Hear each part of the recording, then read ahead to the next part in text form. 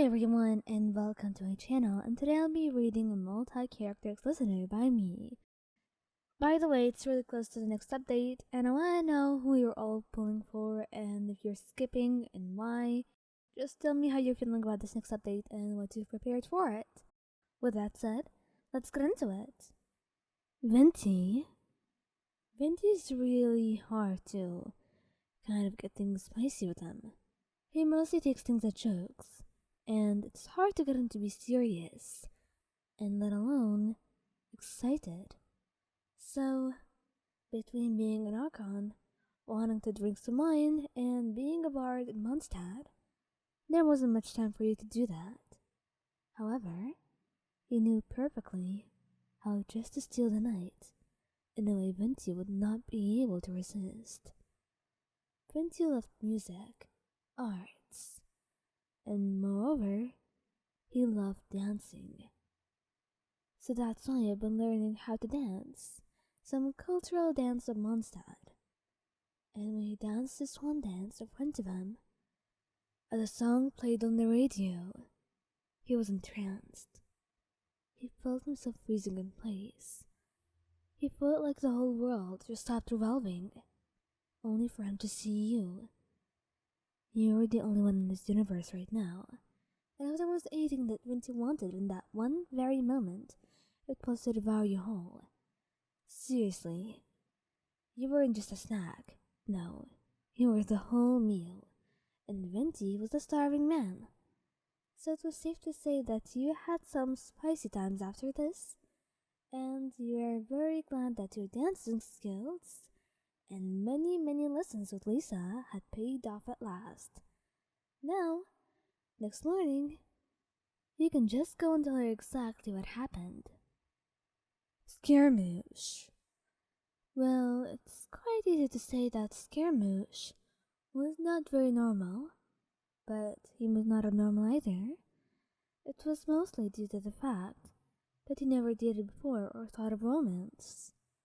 You were his first experience in that apartment, and that's why it was kind of hard for him to guess what makes him happy and what not. And for you too, because you had no idea what he was accustomed to, and how he'd read the signals you're trying to give out. But after months and months of getting to know him and dating him, Scaramouche was easy to predict. That was good, too, because amongst all of the unpredictable shit that comes with being in the Fatui, you're happy that at least his likes are predictable, and even his mood swings too. And when he saw you in the dress that day, when he came back home from work, exhausted, and somewhat even angry, it was quite easy to say that all of those feelings disappeared, as his eyes and his attention went elsewhere, to those legs of yours that you were showing off, with just your black eye eyes on.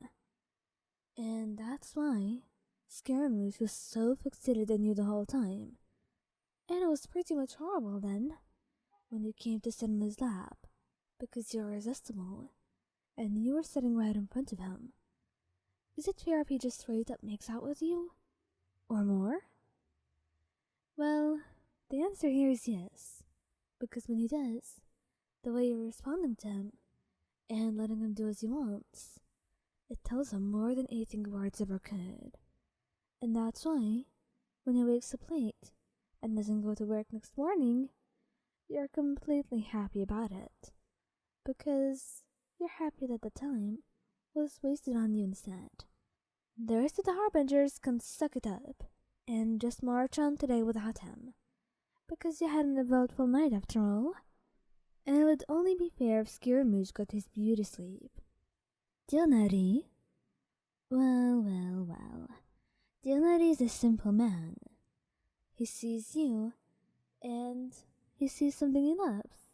But when you're doing something special, even more than that, then it's very likely you'll get a reaction, and a good one too. So that's why, when you were wearing booty shorts and dancing to a tune as you cooked, Tighnari just felt something inside of his heart, and He knew he needed to get it out as soon as possible. So that's why he turned off the stove, wrapping an arm around your waist and telling you that whatever meal you're cooking, it can wait. But whatever he wants right now, just can't. And even when you try to tell him that you really need to cook this and dinner soon and all, he tells you he's much hungrier for something else. And that's when you get exactly what he means as he pins you against the wall, hands cupping your cheeks as he kisses you, deepening the kiss softly as you melt into his arms, closing your eyes, your body melting against his, as he holds you so close to him, in a way that makes your heart feel like melting. And that's why, that day, a few hours later, you end up ordering takeout. Yeah, you really can't stand up and cook all of that. And Tighnari is honestly too tired to do so. Albedo. Albedo does not need a lot to work with for his imagination to get going. He's a very creative person, if I may say so myself. And that's why, when he saw you wearing that backless dress, his imagination was going very fast. And he knew that a painting will not just do what he wants. There was more than he wants just to paint you and freeze your frame there, in a painting that will never move. No. He wanted to immortalize this moment through something else. A memory. Something that the two of you will never forget.